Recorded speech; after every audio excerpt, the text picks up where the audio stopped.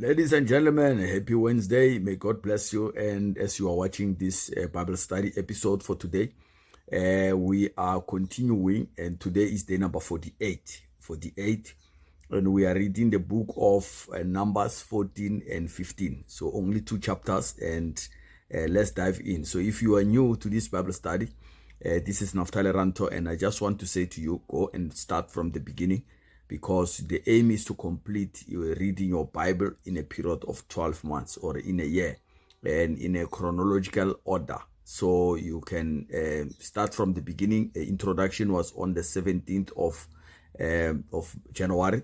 And if you're watching this on a replay, apply the same principles, because your life is not late, you are on time. So you're supposed to watch this right today.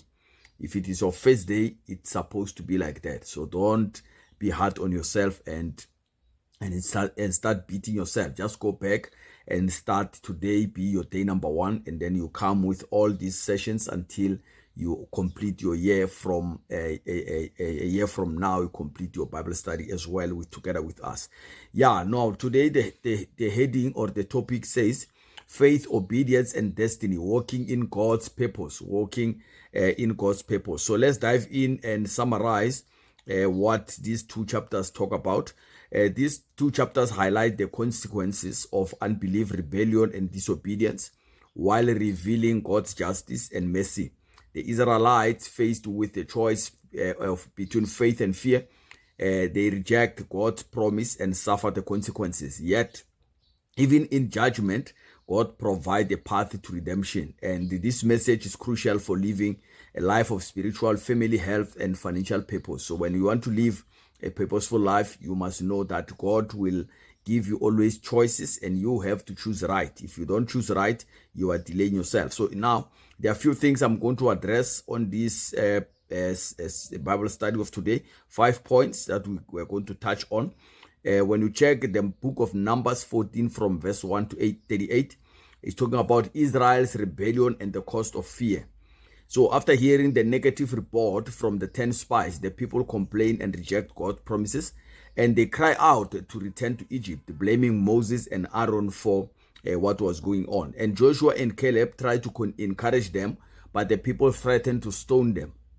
And God pronounces judgment. The entire unbelieving generation, except for Joshua and Caleb, they will wander in the wilderness for 40 years and die without entering the promised land. Can you see what complaints can do for you? So once you start complaining, you are actually going to die in the desert. And the lesson we can take out of that is fear and disobedience delay destiny. So when we choose doubt over faith, we forfeit God's best for our life. So we start living the worst life of our life if we do that. Number 2, attempting success without God. Check the book of Numbers 14 from 39 to 45. Realizing their mistake, some Israelites tried to enter the promised land without God's blessing. And Moses warns them, but that God is not with them, but they ignore him and are defeated by their enemies. So the lesson we take out of that is success without God leads to failure. In family, health, finance, we must walk in obedience to his direction. If you don't want to be disappointed, put God first in everything you do. Now, number 3, laws of atonement. So God's grace amid judgment. When you check the book of Numbers 15, verse 1 to 31, despite their failure, God gives laws for future sacrifices, showing that his plan for redemption is still in place. And he provides a way of restoration when people sin unintentionally. So when you sin unintentionally, he always make a way for you to be reinstated.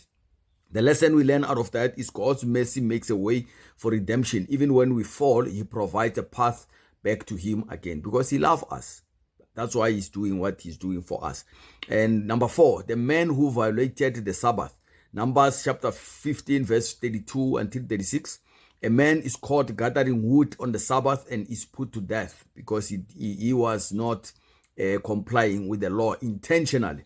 This shows the seriousness of deliberate disobedience to God's command. So the lesson we take out of that is deliberate sin has serious consequences. Walking in obedience brings favor and blessing. But when we walk into disobedience deliberately, I'm telling you, you are not going to make it. You are going to perish, because you don't need to destroy yourself, or nobody needs to kill you. But the law, once you violate the laws of God, you are self-destructing.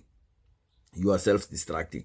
So number 5, the command to wear tassels as a reminder. Numbers 15:37-41. God commands the Israelites to wear tassels on their garments as a reminder to obey his laws. And this teaches the importance of visual reminders to keep our faith strong. And the lesson we can take out of that is daily reminders of God's word help us to stay faithful all the time. Whether in our homes, finances, and health, we must keep his promises before us all the time. The promises of God needs to be here in our front, so that our immediate front, so that we are able to remember. So you can't hide your Bible. When I drive, normally I will put my Bible in the car, just on the seat, so that I can keep on seeing it and I remember the promises of God as I'm moving.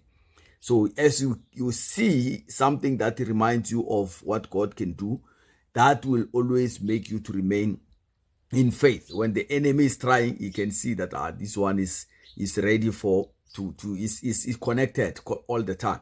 Now, the key takeaways for today's lesson, we have 5 points for you to live a life of purpose. Unbelief delays destiny. That is the first one. Fear and rebellion can cause us to miss out on God's best. So when we are fearful and we are rebelling against God, we are going to miss the opportunity to live the best life that God wants us to live. Number 2, obedience leads to victory. So success comes from following God's direction and not our own. You have tried by yourself until now, and you have failed all the time. So why not give God a chance? Don't give him one opportunity, but give him a chance. This is similar to what if you have been living for 50 years, or you have been living for 10 years by yourself, or for 20 years by yourself, and you have failed for 20 years. Give God 20 years and from today, and let's see how your life will be at the end of 20 years. You will see how great your life is going to be. So God's mercy allows restoration. That is number 3. Even when we fail, he provides a way back. Whenever we fall, he creates a platform for us to bounce back. But it's our choice to stand up or to stay down. Now, number 4, sin has consequences. So choosing deliberate disobedience leads to distraction. As I said, self-destruction happens when you violate the laws. Number 5, keep God's promises before you. Daily reminders of his word keep us on track. You can't spend a day without meditating or without reading the word of God. That is why we even have electronic versions of the Bible, which I like, but there is distractions. If you are not disciplined, electronic version might not work for you, because as you are reading, there will be a notification coming from your phone. Unless you switch off your data or put it on flight mode, it might distract you. So, but I recommend that you get yourself a hard copy, so that you can have time to separate. Every morning, separate some time, maybe an hour or 30 minutes. Wake up before your normal time and put God first in your activities for each day. You will be amazed at how your life is going to be. My life, the way you see it today, in 2021, when I had issues in my work with my previous supervisor, I started to involve God in my daily plan. And I started to wake up at 3 o'clock in the morning, and I will read my Bible and I will pray, and then I will prepare myself to go to work. The first hour of my day was to meditate on the word of God, was to pray.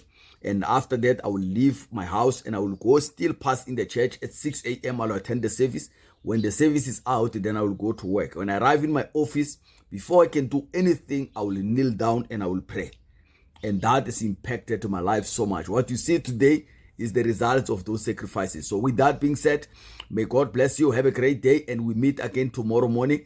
Don't forget to share. Don't forget to refer some people that are going through a lot in life to this Bible study, because the aim is to inspire, to influence, and to impact as many lives as possible all over the world. With that being said, may God bless you and have a great day. I salute you all. Bye-bye.